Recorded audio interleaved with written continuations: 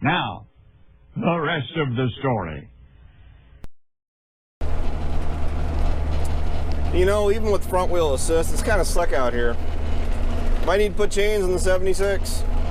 Or better yet, we get the 79 out here and we start home manure with the 79. It's got the duals on it. So for some reason, Dad doesn't really like that idea. I mean, that was Grandpa's, well, we always said that about Grandpa. When he bought his 4230, it was like brand new. I think it only had like 600 hours on it. And the 4230, for those of you that are new to the channel, was my grandpa's go-to tractor, his everything tractor, his, well, probably his only son is probably what he considered it. And, you know, the first thing he did with it when he brought it home was haul manure. And not really the first job I would want to put a brand new or new to me tractor to doing when I just bring it home. I mean, the first thing the 76 did was pull the 4230 out of the snow. That's actually a good way to look at it. The first job I used the 7600 for, I used it to terrorize my grandpa. Because Grandpa and I, we always went back and forth at each other. From the point where back when the 2955 was my go-to everything tractor, to when he went and bought that 7400, and I kind of radiated towards the 7400, and that was my everything tractor where I babied it as much as I possibly could. You know, always tried to keep it clean and washed off. And Grandpa, see what Grandpa always liked to do is he liked to rib you, and he always make fun of you, and he'd find something to joke about, and then that was what he always did. And he always liked to say that his 4230 could outwork the 29, or it could outwork the 7400, and eventually the 7600 once I got this around. And that was just one of the things we always did. I mean, it was always lighthearted. We were never, you know, mean or anything about it. You know, it was just what we did. Well, Grandpa's 4230 one morning when he was out cleaning the barn. That was like early in the morning when we used to clean the barn before the sun came up. 42 was hooked up to this spreader, and that was one of the winters where we had a considerable amount of snow, and we had to spread it on that little field back behind the bins. I was in the barn. I had already brought this home, so I had bought it. It was in the shed, and hadn't really been used for anything because at that point the 76 wasn't used in the winter, or wasn't for the next few years. It wasn't used in the winter. Well, Grandpa took out a load of manure, got all the manure on the back of the spreader, so he had negative tongue weight on the drawbar, so the back tires were light. And he ended up tried to go through one of those drifts, and he got hung up. I got the phone call that Grandpa was stuck, and I had to go pull him out. I was more than happy to go pull out Grandpa in his 4230. So I ran up to the shed, went to, you know, the most easily accessible tractor in the shed at that point in time, because this thing, they just brought it home like 2 weeks earlier. Fire her up. It was like January, February. This tractor still starts awesome in the winter when it's cold out. Fire it up. I turn on all the field lights. I turn on the rotary beacon. I turn on the flasher lights, and I pull out of the shed and take my time. Make sure I swing out around along the highway so everybody sees that I'm out there pulling the 4230 out. Chain him up, pull him out. Grandpa doesn't say a thing.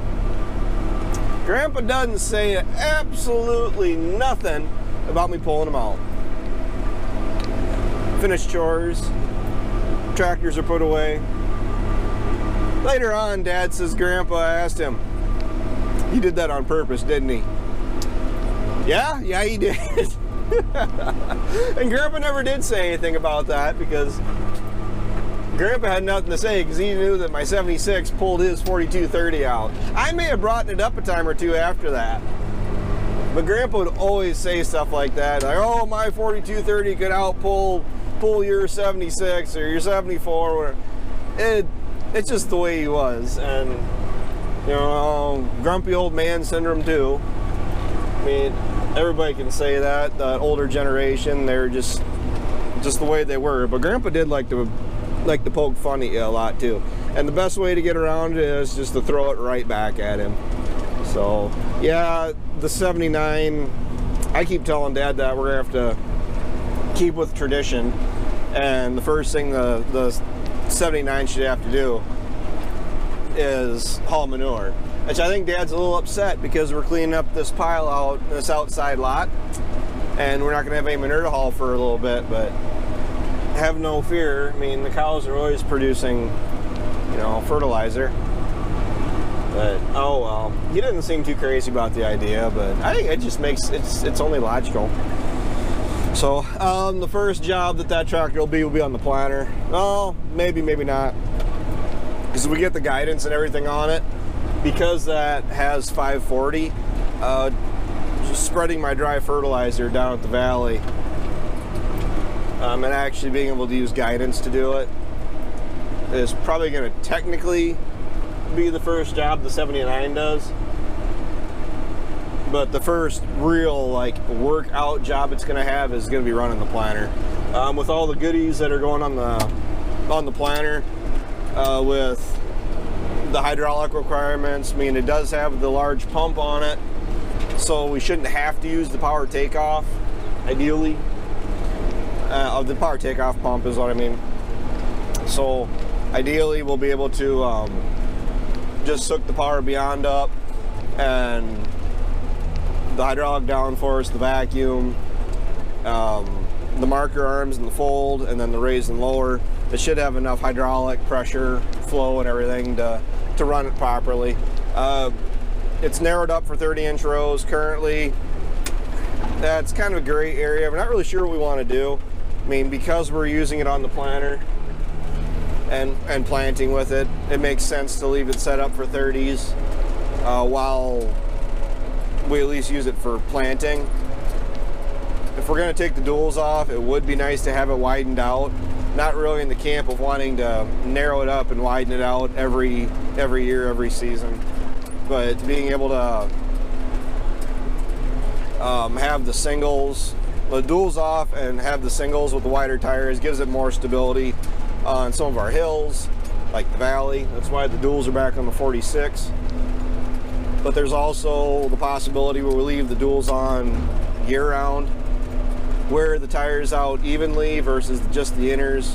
The tires are expensive, but it really is just like with every machinery you get, especially like a tractor, where it's got the capabilities. With 540 on it, it has the capabilities to do pretty much everything we need it to be used year-round. And I am out of fuel. I gotta get some fuel. Ideally, we would take the tires off, but we can leave the duals on and run it like that year-round.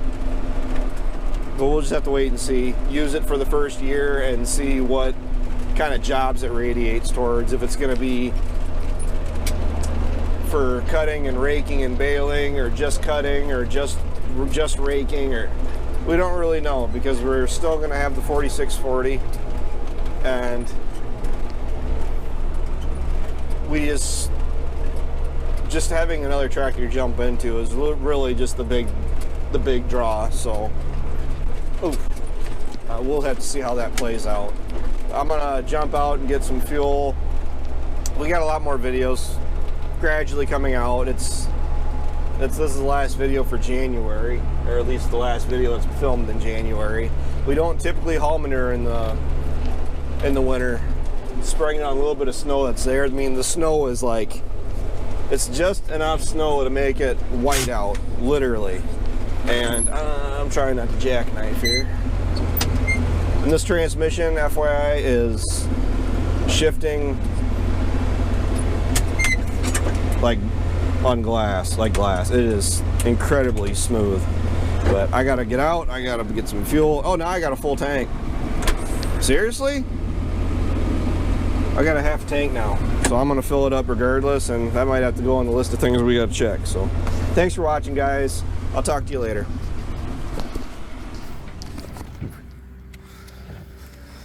This is just for reference, some of that, I guess I call it the stuff I brought home that I wasn't going to sell because it was from the valley. It was rejecto stuff.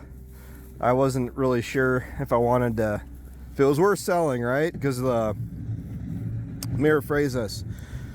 This is the hay that I brought from the valley because it's third cut and it had settled a little bit. Yes, there's a little bit of mold in there, but nothing serious. And then